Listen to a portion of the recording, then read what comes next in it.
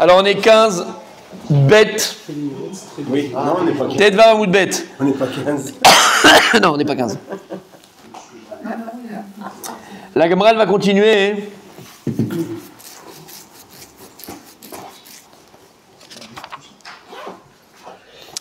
La Gemara, elle continue, donc vous êtes avec moi? Tiens, je te rends ça. On est Acher Maï. Vous l'avez en bas? Acher Maï. Au bout, 1, 2, 3, 4, 5. 5 lignes avant la fin. Au bout de la ligne, Acher. Donc la Gemara, elle va essayer de nous dire qu'est-ce qui a amené Acher, Elisha ben Abouya à sortir les tabous de Ra'a. On a vu que les autres, Achitophel, tout ça, Tina, Aïta, Belibam, ils avaient déjà quelque chose de rouge tordu dans le cœur au départ. Et là maintenant, mon tzaddik, c'est la question que tu me posais pendant 50 ans. Je t'ai dit, la Gemara va en parler. C'est maintenant. C'est maintenant. Acher Maï, qu'est-ce qui a amené Acher Behemet à sortir les tabous de Ra'a? La Gemara dit, Zemer Yavani lo pasak mi poumé. Aïe aïe aïe aïe aïe aïe Yom Tov lo pasak mi poumé. Alors c'est vrai qu'il étudiait la Torah, il était à la Yeshiva, il faisait beaucoup de choses magnifiques, mais il avait un problème.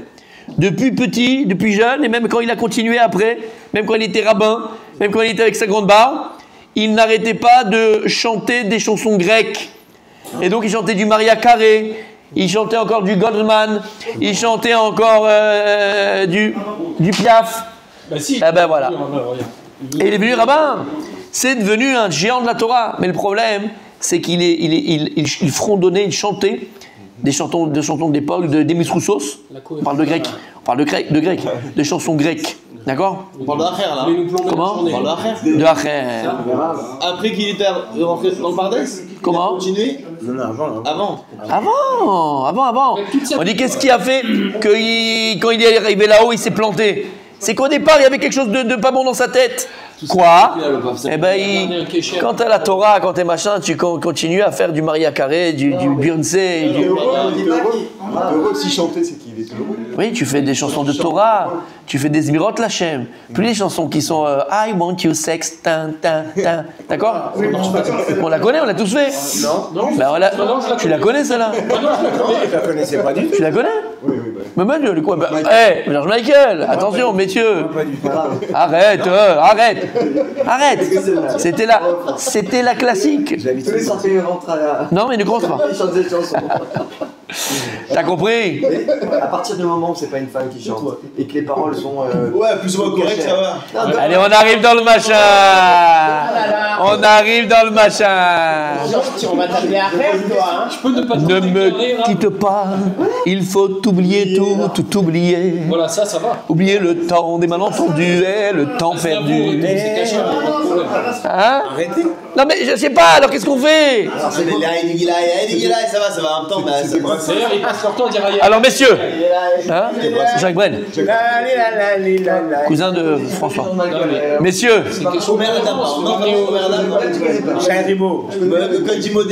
très très bon les Haribo, l'église Haribo. Ouais, c'est très bon. Écoutez bien messieurs, alors je sais, on est tous dans ce... Voilà, On d'accord. parle d'un gadol, un mec qui connaissait toute la Torah, il faisait 300 trucs, et tu chantes du Jacques Brel. T'as un problème, c'est pas cohérent. Moi, je vais à la plage et je chante Jacques Brel, c'est déjà plus cohérent. Ok.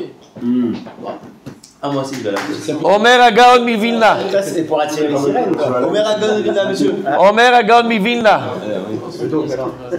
Allez, Mara. Après la Chokhmat Torah, Oui. Si on peut s'expliquer ainsi, Oui. il dit que la plus grande Chokhma qui existe dans le monde, c'est Chokhmat Musica. Oui. La plus grande Chokhma dans le monde, intelligence du monde, après la Torah, c'est la Chokhmat Musica. C'est vrai. Dans le sens où aussi. Les Lévi, mais au Beth Amikdash, ils chantaient. Il y avait des Non, c'est pas ça, la musique est une fréquence universelle. C'est bon, on Ouais, il était à côté de la la... Tzedaka, je sais pas qui c'est. La musique est une fréquence universelle. Dans le sens où, qu'est-ce que dans ma vie, qu'est-ce qui... D'accord? C'est chelou. Il était à côté du truc de la Tzedaka. Mais il est là depuis tout à l'heure, il fait du café. Mais c'est pour ça que j'ai regardé. C'est un café qui est... Alors, Allez. quelle est l'explication des paroles du Gaon de Vilna? Il y a on a expliqué plus d'une fois, rappelez-vous de ça, il ne faut jamais oublier ce qu'on a dit, il faut toujours se le rappeler. Kadosh Baruch Hu, il a créé un monde, et le monde que Dieu il l'a créé Bechorma. D'accord, le monde, c'est pas au pied de la chance. Dieu il a créé un monde avec ses ramifications, dans le sens où, à Kadosh Baruch Hu, il a créé le monde, on appelle ce monde Olam Hashpa. Ça veut dire qu'il y a un Mashpia et un Mushpa. C'est comme ça. C'est dans tout. Influence. Je vais expliquer, voilà. Dans chaque domaine de la vie, il y a ce qu'on appelle le Mashpia et le Mushpa. Ouais. Le Mashpia, c'est celui qui va influencer. Le Mushpa, c'est celui qui est influencé. C'est vrai dans tous les domaines de la vie. Et dans les 4 niveaux de vie que Dieu a mis dans ce monde-là, de création que Dieu a mis dans ce monde-là, c'est comme ça que ça marche. Du domaine, de l'inerte. L'inerte lui-même, il peut avoir une influence et il peut être influencé. Ouais. On sait très bien aujourd'hui, par exemple, il y a des pierres avec lesquelles on fait des thérapies. Mais il y a des pierres avec lesquelles on fait des thérapies. Oui. C'est-à-dire que même de pierre, il peut émaner. Il peut émaner quelque chose. Il peut être une HPA. D'accord ? Même de matériaux. De l'eau. Les plantes. Ça, c'est minéral. Exactement. D'accord ? Mais le domaine mamache. C'est l'inerte. Ok ? Il y a des d'ailleurs, ce qu'on appelle aussi au niveau de magnétique. Oui. Quand tu prends comment on appelle ça ? Les aimants, ok ?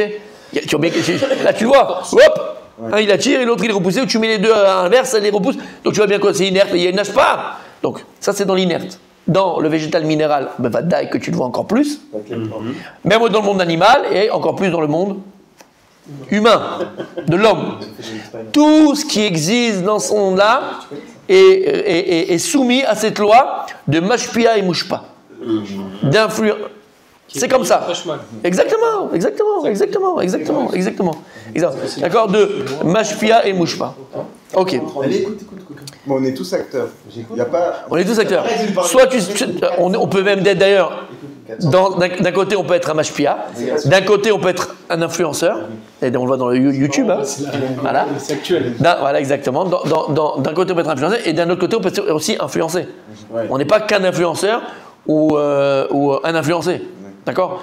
Tout le monde influence et tout le monde est influencé. D'accord ? Tout le monde est mashpia et tout le monde reçoit. Après, comme on l'a dit, il y a des plus ou moins. Il y a des gens qui sont mashpia immunitaires et il y en a des gens qui sont mouchpa immunitaires. D'accord ? Tu as compris ce que je veux dire ? Ok. C'est d'ailleurs des notions que Dieu a mis aussi dans le monde. Donc tout ce qui est masculin, la notion masculine, c'est le mashpia, c'est lui qui influence. Et la notion féminine dans le monde, c'est ce qui est influencé.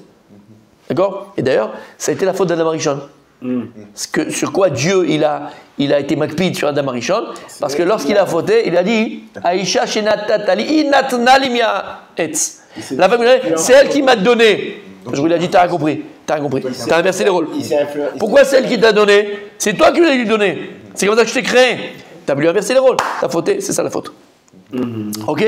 Maintenant, même l'homme qui est mashpia, vous savez très bien qu'on a tous un chromosome X et Y. Oui. Simplement, un, il est plus développé que l'autre. Ouais. Ok. Donc tu vois bien qu'en toi, tu as aussi, même si tu es masculin, ce corps d'être mashpia, ce devoir d'influencer, mais tu as aussi cette notion aussi de recevoir. Donc attention, d'être influencé. Ok.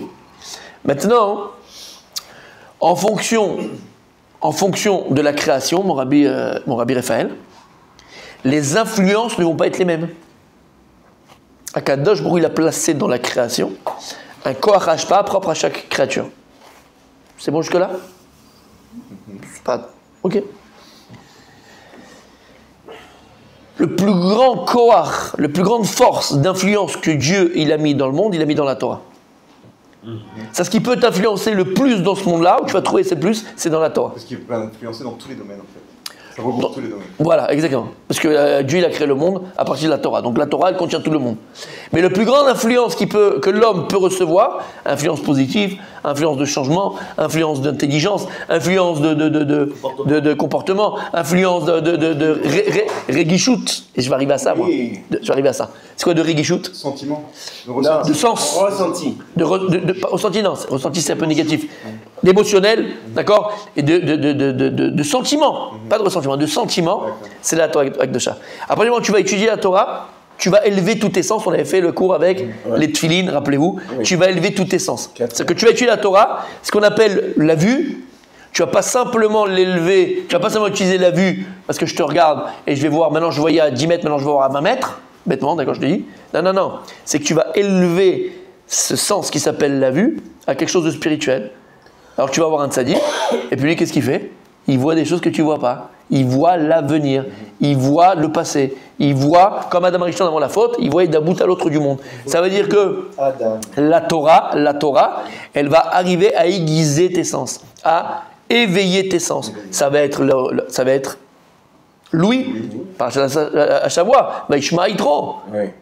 Tous les commentateurs disent, mais tout le monde a entendu, il n'y a pas que Yitro qui a entendu, Vaishma Yitro, tout le monde a entendu. Et d'ailleurs, c'est pour ça qu'il dit à Kadosh Baruch Hu dans les deuxièmes. Différence entre le premier et le deuxième, c'est quoi? Une des différences. Il dit à Kadosh Baruch Hu Moshe Rabbeinu, dans Bad Hanan, tu vas monter tout seul. Tu dis à personne, tu dis pas que tu montes, tu viens tout seul. Je dis, pourquoi Dieu il a dit à Moshe Rabbeinu, tu montes tout seul? C'est dans la Torah. Rachid sur place, pourquoi Dieu il a dit tu montes tout seul? Il dit à Kadosh Baruch Hu Moshe Rabbeinu, d'où l'importance de Seudat Yitro, d'où la preuve que la Torah est il y a fait Meod.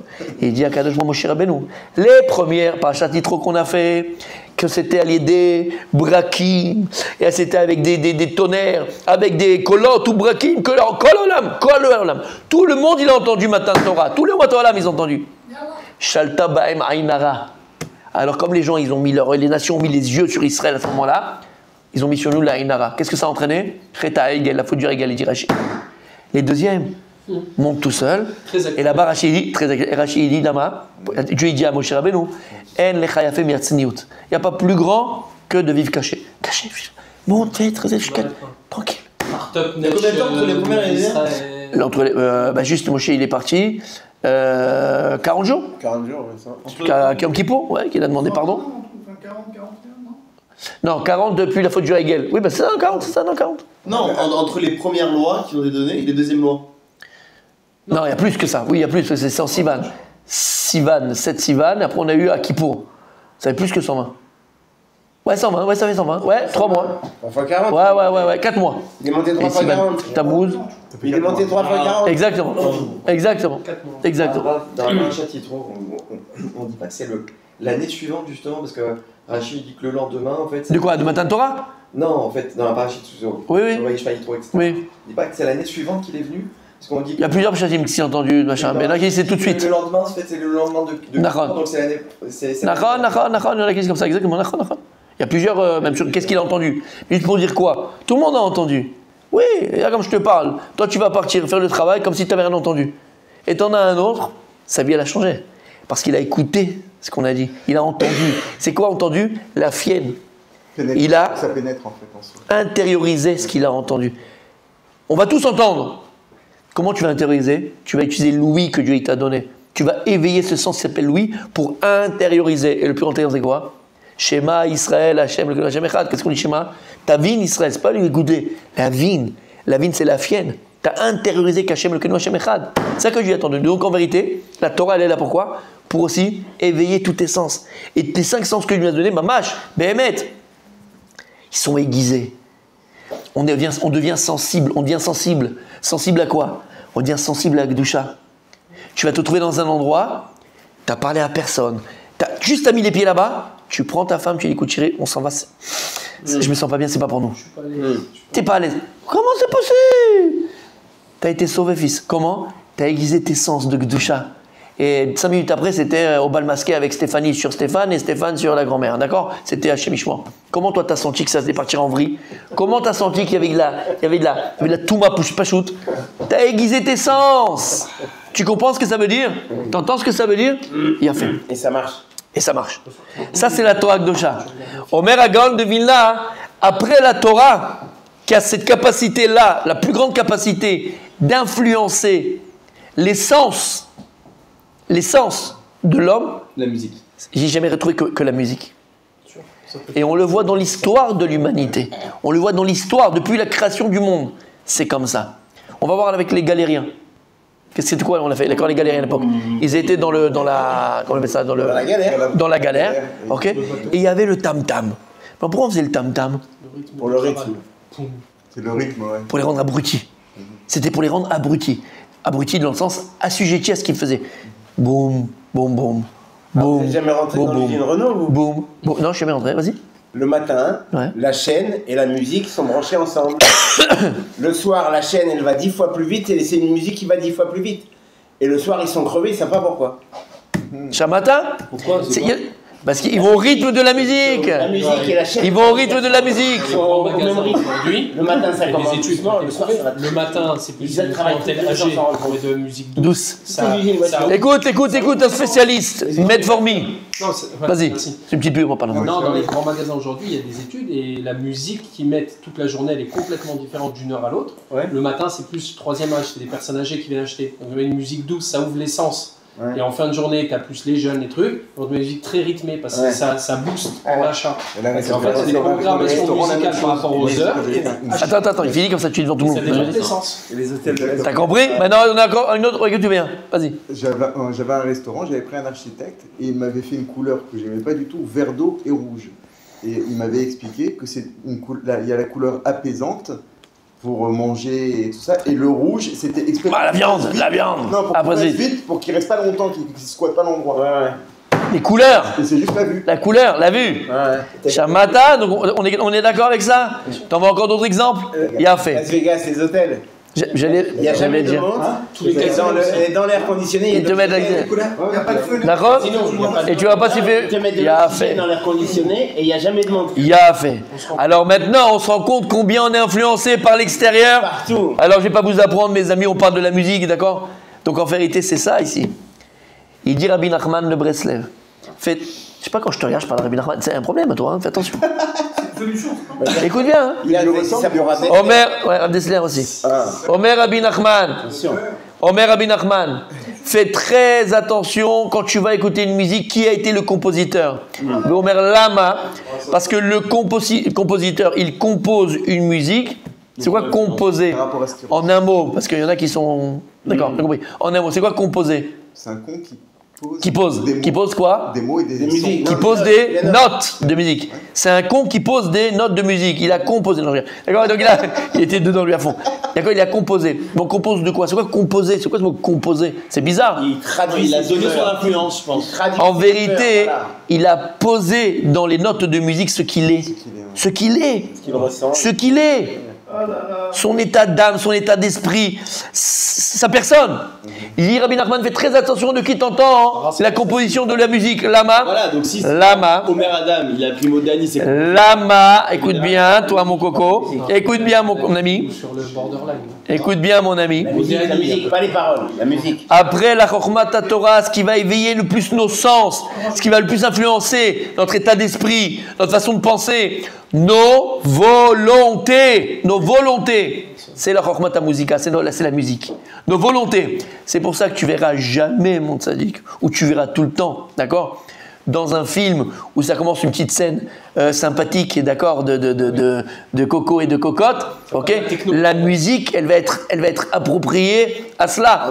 Tu rentres sur YouTube, d'accord, c'est musique. Alors moi je vous dis, j'aime bien les musiques relaxantes. Ouais.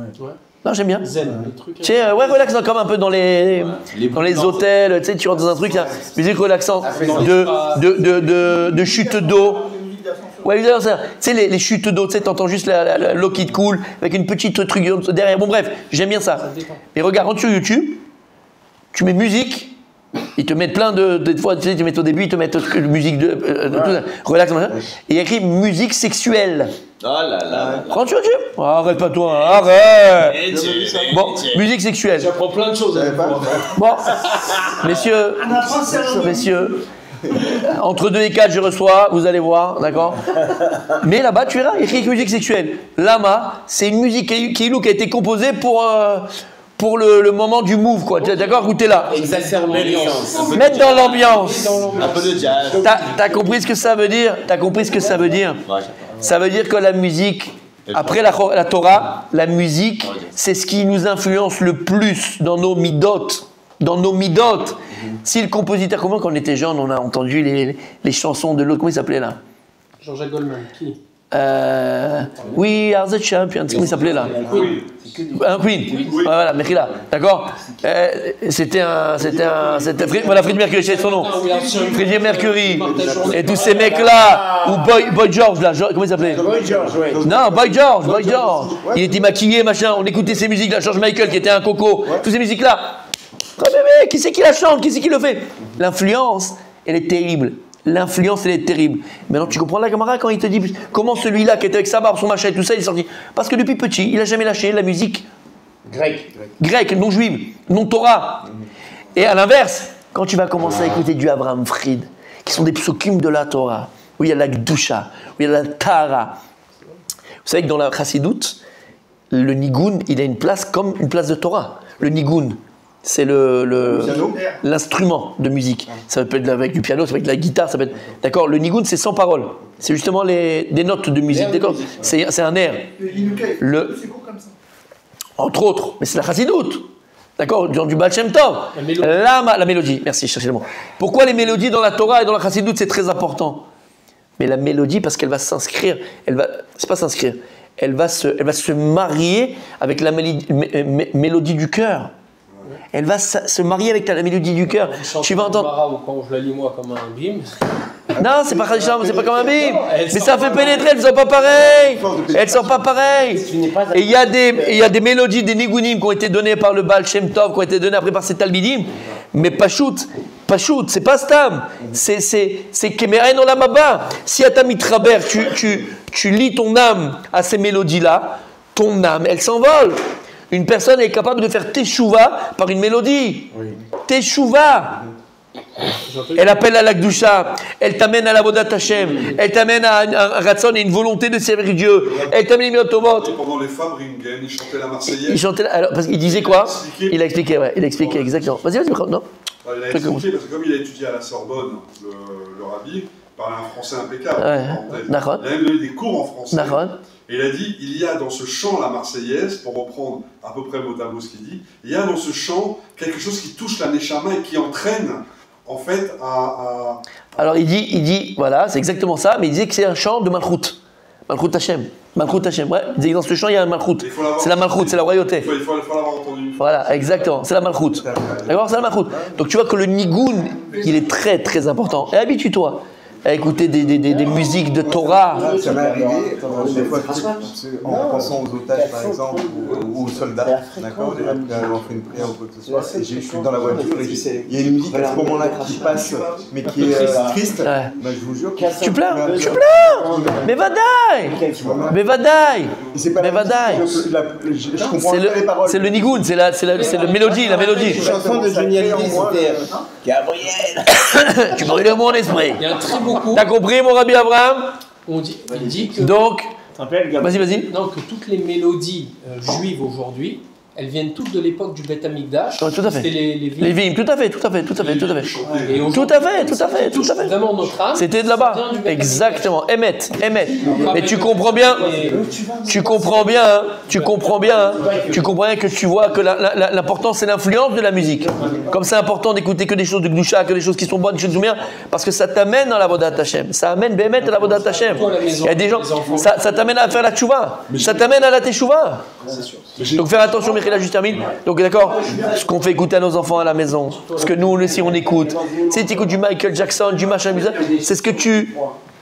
Pachout, de la même manière que dans la Gdusha, le Yetzer Hatov, on va dire, dans la Gdusha, elle utilise des mélodies qui sont bonnes, qui sont pures, pour pénétrer les cœurs. Le Satan, Yetzer Hara, c'est pas shoot. Les forces du mal utilisent toutes ces musiques-là pour nous faire pénétrer les midot raot, des mauvais traits de caractère, le mal, la saleté. Donc faire attention à ce qu'on écoute. Voilà pourquoi il arrivait à ce qu'il arrivait. Tu as répondu à ma question alors. Eh ben, Parce que ma question, elle était, parce que toi tu parles du...